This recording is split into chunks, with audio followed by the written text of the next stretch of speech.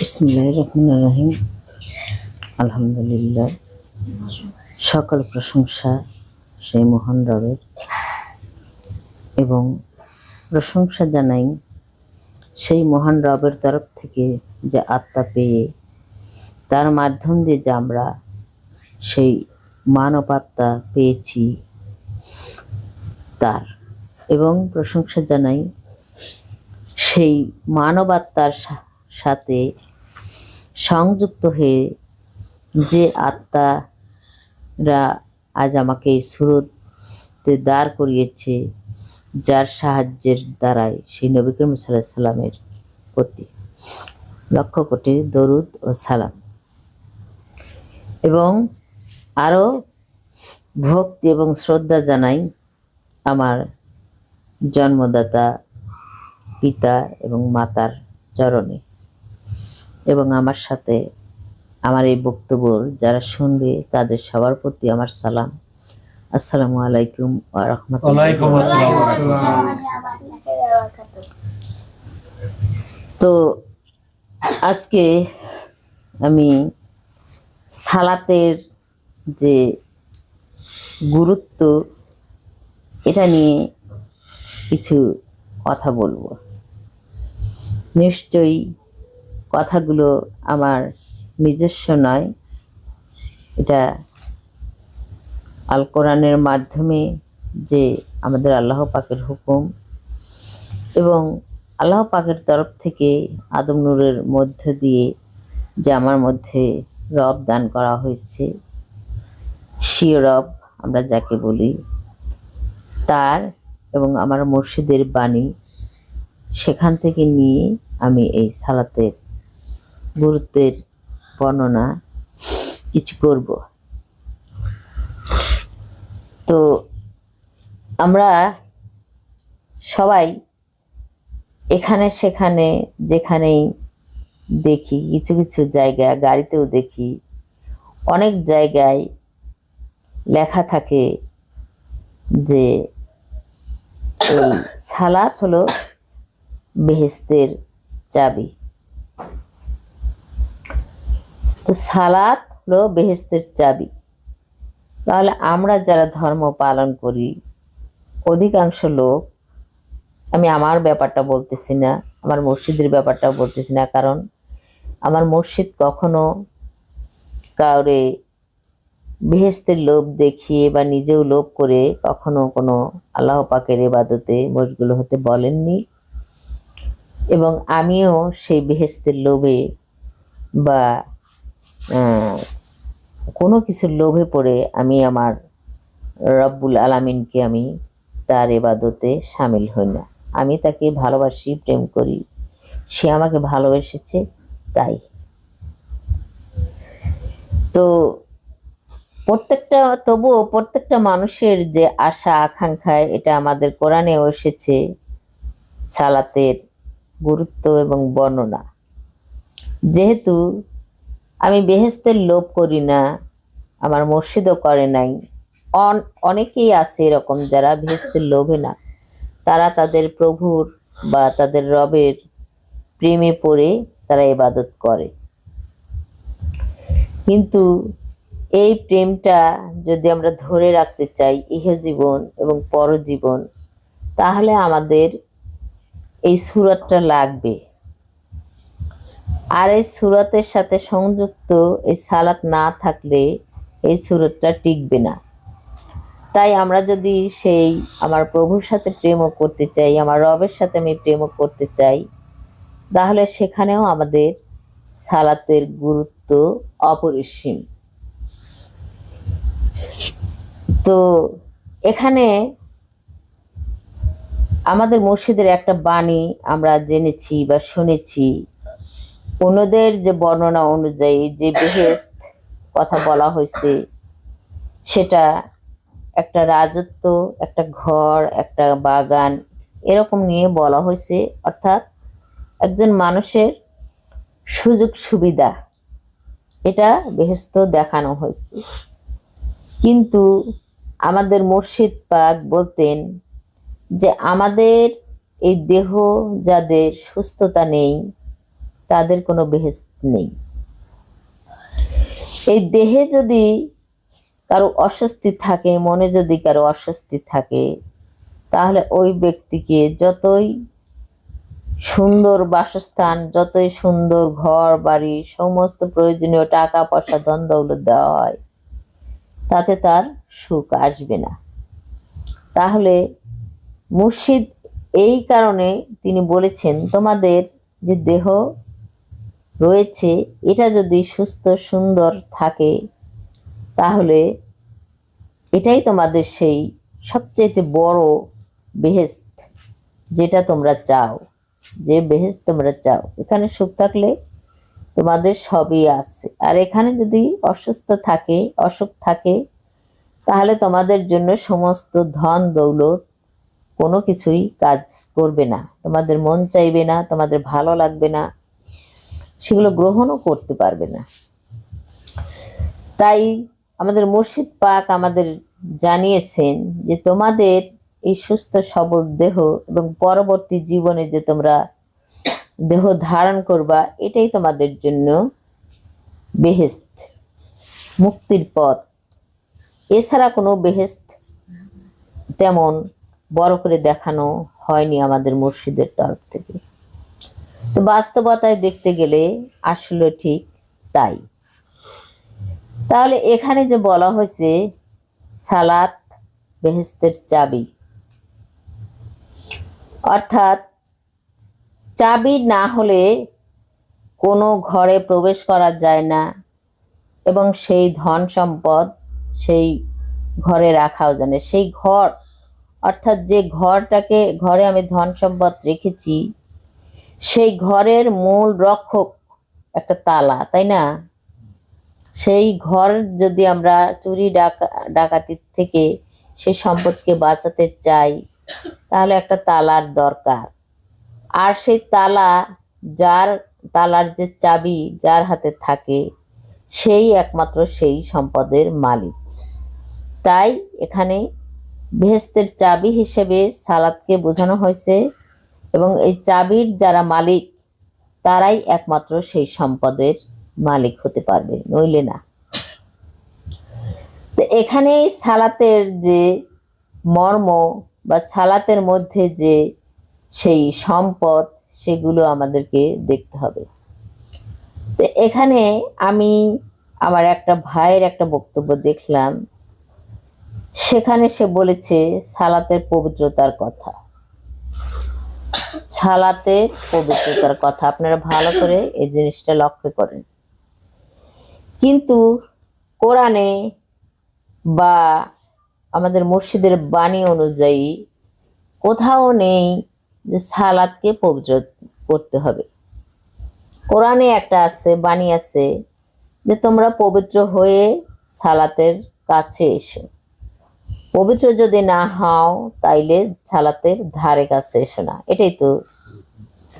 কিন্তু আমার সেই ভাই বলতেছে, তার কথা অনুযায়ী সালাতই অপবিত্র, আর কোরআনের কথা অনুযায়ী সালাতের সাথে যারা থাকতে চায়, সালাতের সাথে যারা সংযুক্ত হতে চায়, তাদেরকে পবিত্র হতে বলা হয়েছে। যেহেতু সালাতের যে মূল হাকিকতি অর্থ আসে, সেটা হলো সংযুক্ত হওয়া।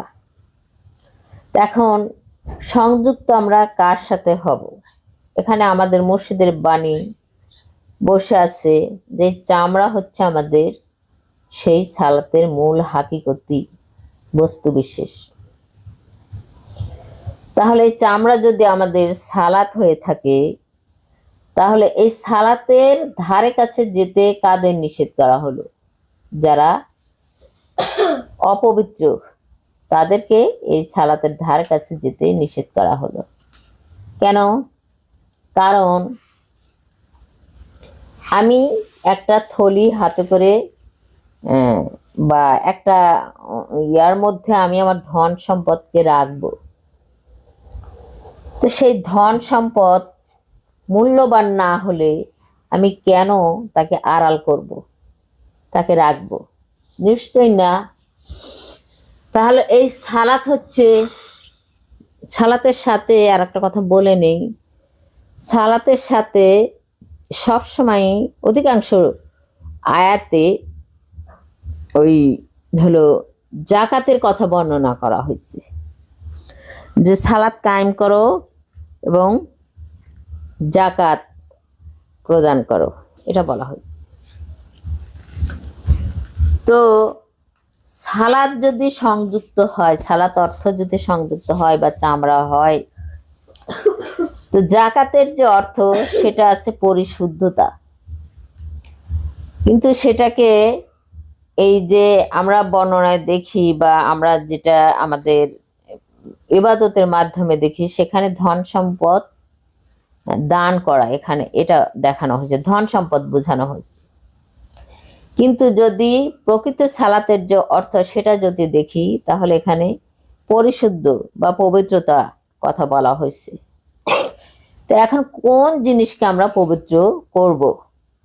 এবং সালাতের ওখানেও দেখেন বলা হয়েছে যে তোমরা পবিত্র না হয়ে সালাতের ধারে কাছে এসো না।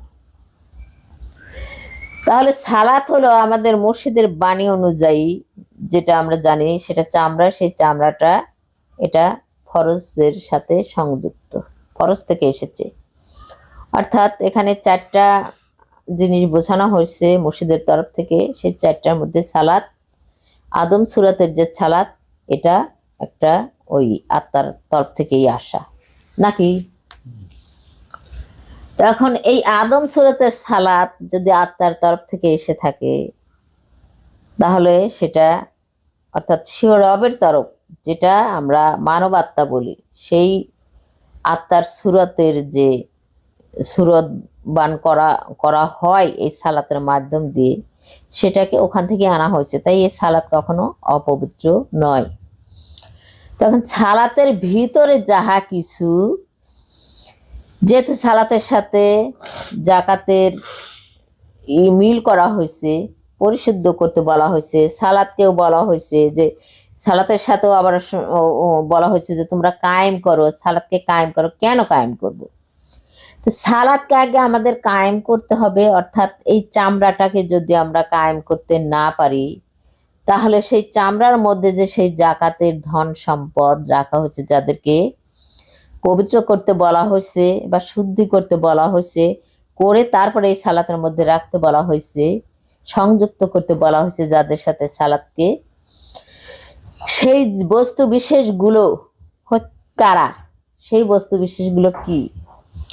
তো আমরা যদি দেখি, যদি মুর্শিদের কথা দেখি, তার কথা যদি নেই, তাহলে চামড়া যদি আমাদের সেই আদম নূরের সুরতের সালাত হয়ে থাকে, তাহলে সেই চামড়ার মধ্যে সকল সেই নবীগণের বা নূরিতন ফেরেশতাদের সেই সত্তা বসে আছে। তো সেই সত্তারা যদি বসে থাকে, তাদেরকে পবিত্র করতে বলা হলো, পবিত্র করে তাদেরকে সংযুক্ত করতে নির্দেশ দেওয়া হলো, এই সালাতের সাথে সংযুক্ত করতে বলা হলো, পবিত্র করে। তা এখন আমরা আর একটা আয়াত দেখি, মুর্শিদেরকেও এটা বলতে শুনেছি যে আল্লাহ পাক অপ্রয়োজনীয় কোনো কিছু সৃষ্টি করেন নাই এবং বিনা হকে কোনো কিছু সৃজন করে নাই, তাই তো? তাহলে হকে যদি কোনো কিছু সৃজন করে থাকে, তাহারা তো পবিত্র হওয়ারই কথা। কিন্তু তারা আমাদের মধ্যে মানব এই সুরতের অর্থাৎ ছালাতের মধ্যে যখনই তাদেরকে আনা হলো, তাদেরকে নফসে আম্মারা বলা হলো এবং সে নফসে আম্মারাকে পবিত্র হতে বলা হলো। কেন? শুদ্ধি হতে বলা হলো। কেন? কারণ আমাদের এই সালাতের ভিতরে যে সম্পদগুলো রাখা হয়েছে, সেই আম্মারার জাতি যারা, তারাও আত্মা হিসেবে আছে, সত্তা হিসেবে আছে। সেই সত্তাদেরকে আবার বাঁচিয়ে রাখার দায়িত্ব যিনি পালন করেন, তিনি হচ্ছে আমাদের সেই আদম নূরের তরফ থেকে যে আত্মা, সেই মানব সুরতের বা মানব আত্মা যেটাকে বলা হয়, বা মানব নূর যাকে বলা হয়, বা দিনী নূর যাকে বলা হয়, সেটা। তো সে আত্মা কোথা থেকে এসেছে? সেই আত্মা এসেছে আল্লাহ পাকের তরফ থেকে। তো আল্লাহ পাকের তরফ থেকে যদি সেই আত্মা এসে থাকে, সেই আত্মা পবিত্র, এবং সেই আত্মার তরফ থেকে এই সালাত এসেছে, সেই সালাতও পবিত্র। তাহলে এই সালাতের মধ্যভাগে যে সত্তাগুলোকে রাখা হয়েছে, নফসে আম্মারার জাতিকে রাখা হয়েছে, তারা কেন অপবিত্র, তাদের কেন শুদ্ধি করতে হবে? তো এখানে আমরা মুর্শিদের তরফ থেকে জানতে পেরেছি যে এই আধারের মধ্যে এই সকল এই আম্মারার জাতির বাস।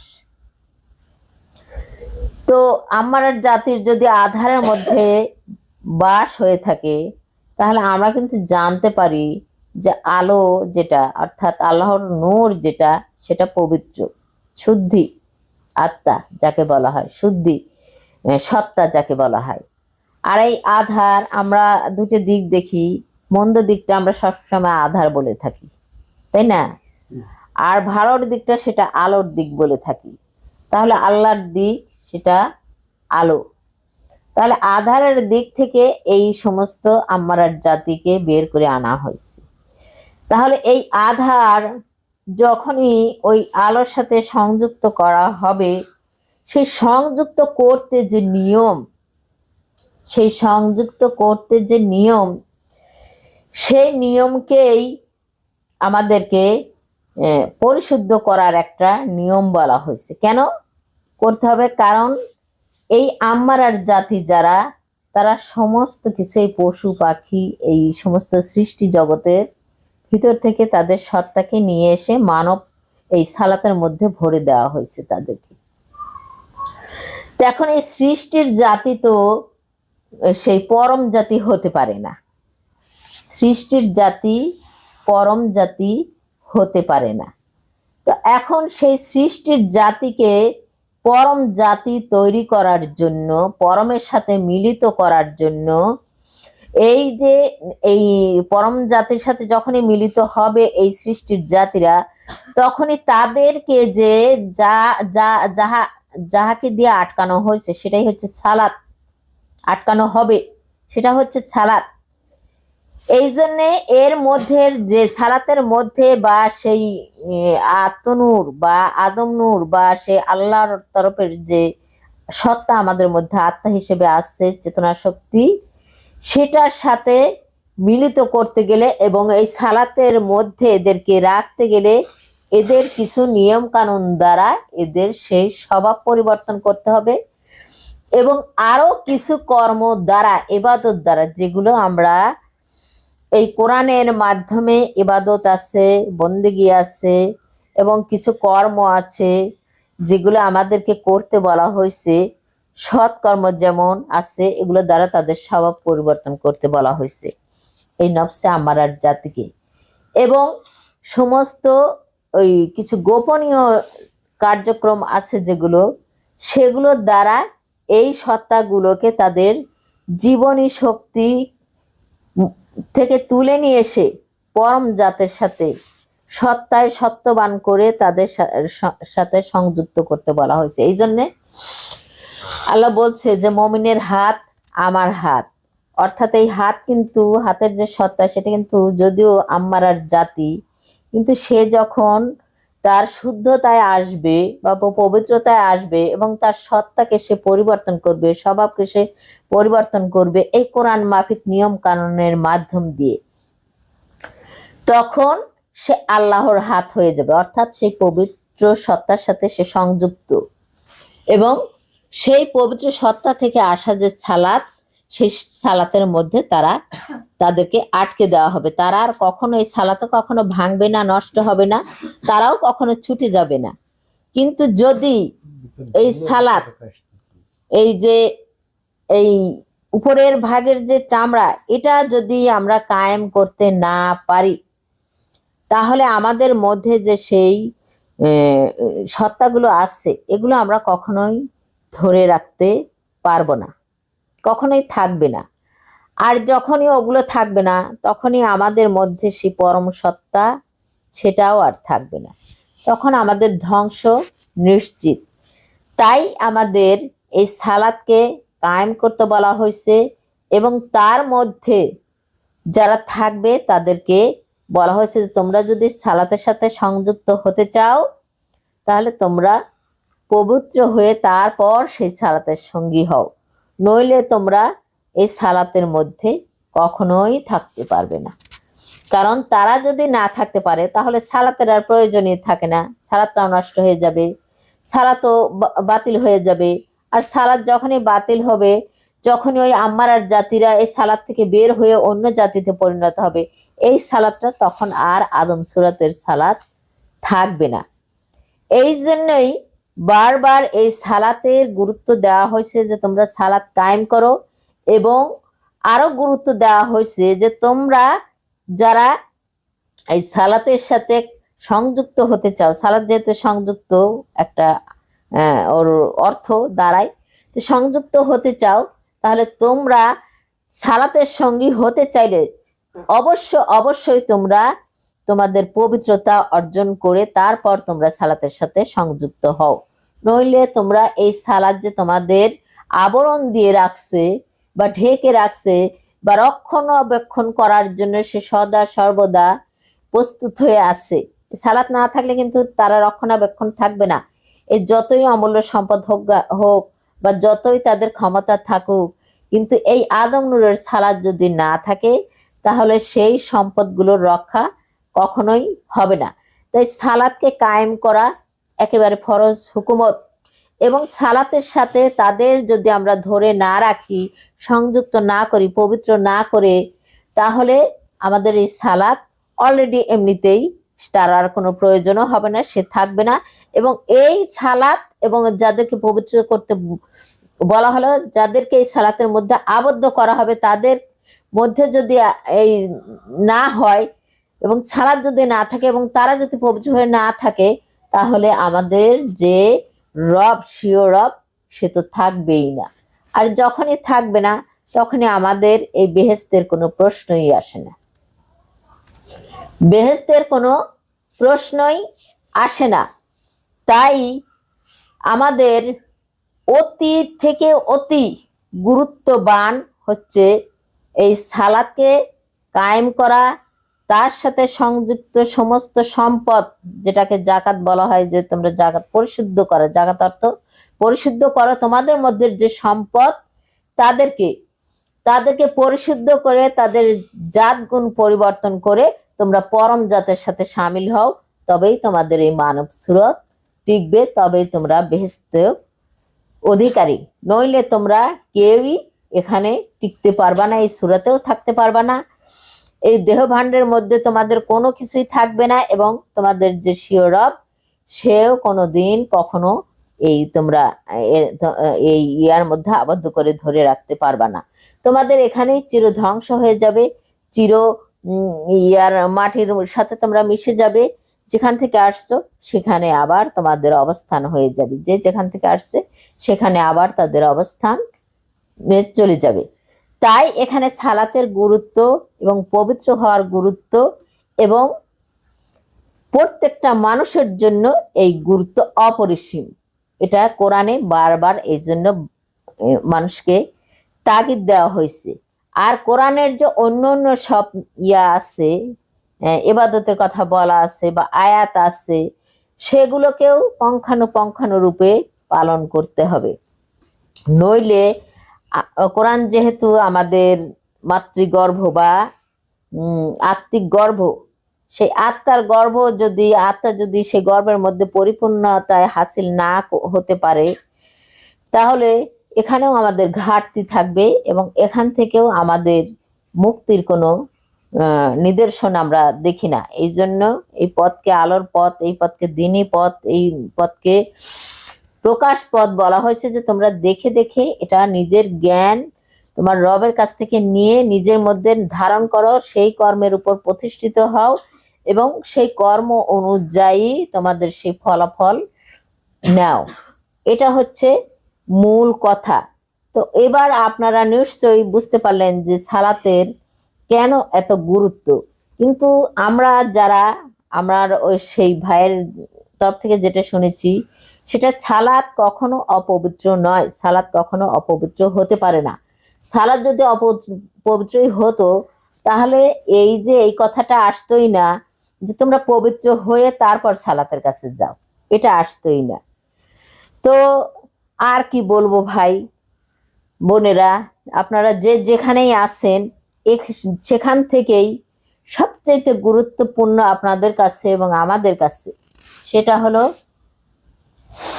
আমাদের যে জ্ঞানই আমরা চাই, যে জ্ঞানই আমরা অর্জন করতে চাই, সেই জ্ঞানের যে কর্ম, সেই জ্ঞানের যে ধর্ম, এটা আমরা আদম নূরের তরফ থেকে অনেকটাই জেনেছি এবং কোরআনের মাধ্যমেও অনেকটাই জেনেছি।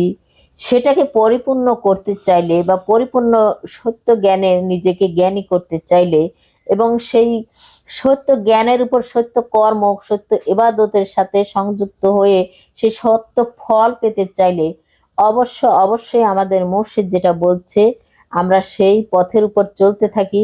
এখানে আমরা কখনো দ্বিমত করব না এবং কখনো দ্বিপথ বা অন্য পথে চালনা হব না। যদি হই তাহলে আমাদের সর্বনাশ আমরাই ডেকে নিয়ে আসব। এতে আমাদের কেউ কখনো এখান থেকে উদ্ধারও করতে পারবে না।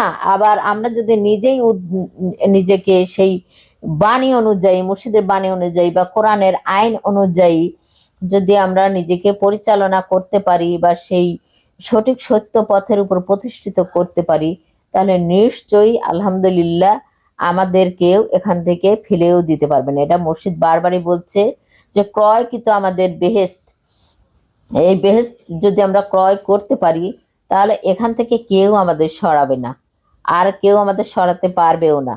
আর আমরা যদি নিজে থেকে এটাকে ফেলে দেই বা ধ্বংস করি তাহলে এখান থেকে আমাদের কেউ রক্ষা করতে পারবে না। তাই আর আমি এখানে আর বেশি কিছু বললাম না, এটুকুই আমার বক্তব্য এখানেই রইল। আপনারা যদি এটা বুঝতে পারেন, আমার কথাগুলো যদি বুঝতে পারেন যে সালাতের গুরুত্ব কতটা, তাহলে নিশ্চয়ই আপনারাও সেই সালাতের যে মূল ভবিষ্যৎ বা মূলের যে কায়েম করার যে হাকিকত, সেটা আপনারা নিশ্চয়ই আপনাদের রবের তরফ থেকে জানবেন এবং তার যে মূল কথাগুলো, বাণীগুলো, সেটা মুর্শিদের বাণীর থেকে জেনে নিন। তার অনেক ভিডিও আছে সেখান থেকে এবং কোরআন থেকে জেনে নিন। এবং তার ভিতরেও যে সালাতের যে হাকিকত আছে সেটা আপনাদের যে শিওরব সেখানে লুকায়িত আছে। সেখান থেকে আপনারা আপনাদের ধ্যান, সাধনা, প্রেম, ভক্তি, বিনয়ের মাধ্যমে আপনাদের রবকে আপনারা সংযুক্ত করুন আপনাদের সাথে এবং সংযুক্ত করে তার থেকে জেনে নিন। ওর কাছে না গিয়ে ওর ভুল বক্তব্য না শুনে এটা করাই আমি মনে করি শ্রেয়। এই বলে আমি আমার বক্তব্য এখানে রাখতেছি। সবার প্রতি আমার সালাম। আসসালামু আলাইকুম ওয়া রাহমাতুল্লাহি ওয়া বারাকাতুহু।